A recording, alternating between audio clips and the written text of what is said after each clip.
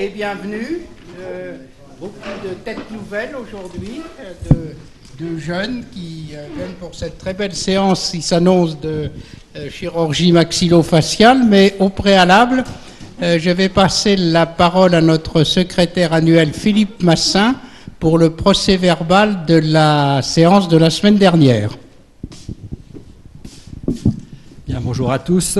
Donc la semaine dernière, nous avons eu une réunion conjointe entre anesthésistes et chirurgiens qui s'est déroulée dans une ambiance parfaitement cordiale. Et donc elle a été dirigée par Claude Descoffet, qui est président de la Société d'anesthésie française. Et donc nous avons eu successivement des interventions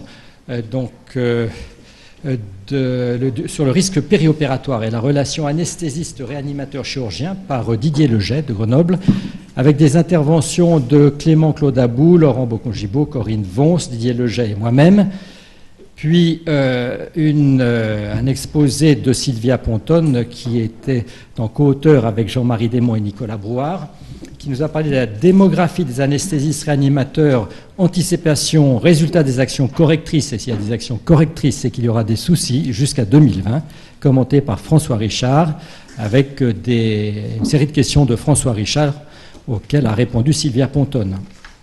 Puis nous avons eu Hélène Belleuil de Rennes, qui est chef du service d'anesthésie et réanimation, et qui nous a parlé des examens préopératoires indispensables en chirurgie d'urgence, en chirurgie programmée, en hospitalisation traditionnelle et programmée en ambulatoire, pour nous dire que la majorité d'entre eux étaient inutiles et ne devaient pas remplacer une enquête clinique. Donc commentateur Yvan Philippe, avec intervention Yvan Philippe, François Richard, Richard Villet, Henri Judet, Didier Leget et Jean-Marie Desmond. Puis une intervention de Bertrand Millat, de Montpellier, qui nous a exposé sa proposition d'un texte fixant la coopération entre anesthésistes, réanimateurs et chirurgiens, mieux travailler en équipe. Texte qui s'impose pratiquement à tous les blocs opératoires en raison de son bon sens, avec commentateur Claude Descoffet, et des questions de Richard Villet, Yves Chapuis, Didier Leget, François Richard et Philippe Breil. Puis Marc Bossier de Paris nous a parlé des particularités de l'anesthésie en chirurgie ambulatoire, avec commentateur Corinne Vons de Bondy et des questions de Corinne Vons, de Clément Claude Abou, de Yves Chapuis et de Philippe Breil. Merci à Philippe Massin. Il nous faut maintenant adopter ce procès-verbal. Y a-t-il des voix contre? Des personnes qui s'abstiennent? Alors, adopté à l'unanimité. Je vais maintenant passer la parole à notre secrétaire général Philippe Marre.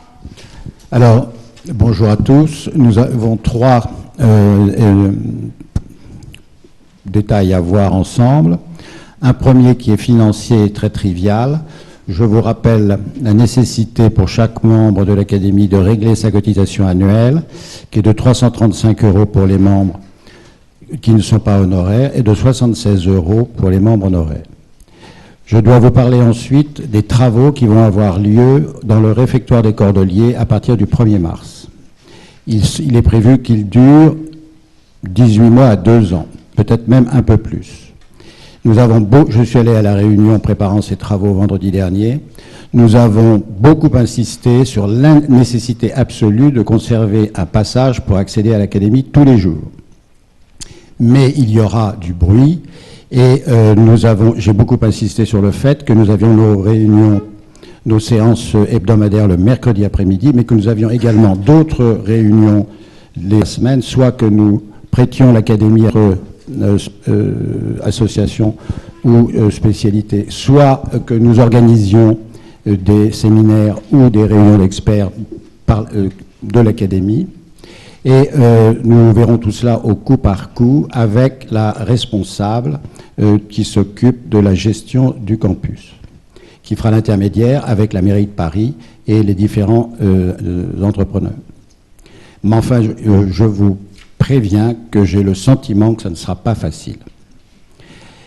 Enfin, sur un plan très pratique, le calendrier qui s'annonce pour les mois qui viennent, au mois de mars, ils vont faire les travaux de nettoyage et de ravalement des façades.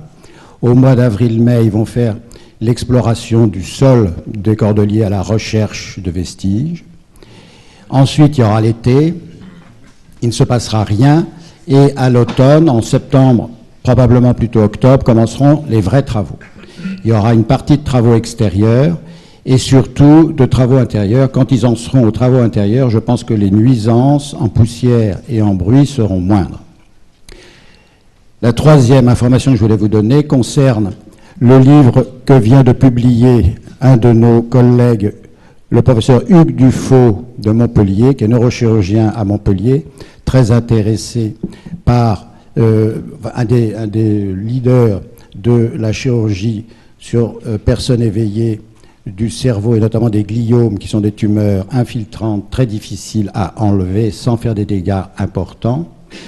Il est un des, comment dirais-je, il a beaucoup travaillé sur le fonctionnement du cerveau et insiste beaucoup sur la notion de plasticité cérébrale, qui est un grand soutien à cette chirurgie extensive.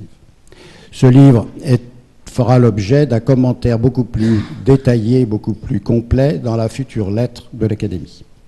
Je vous remercie. Bien, merci Philippe.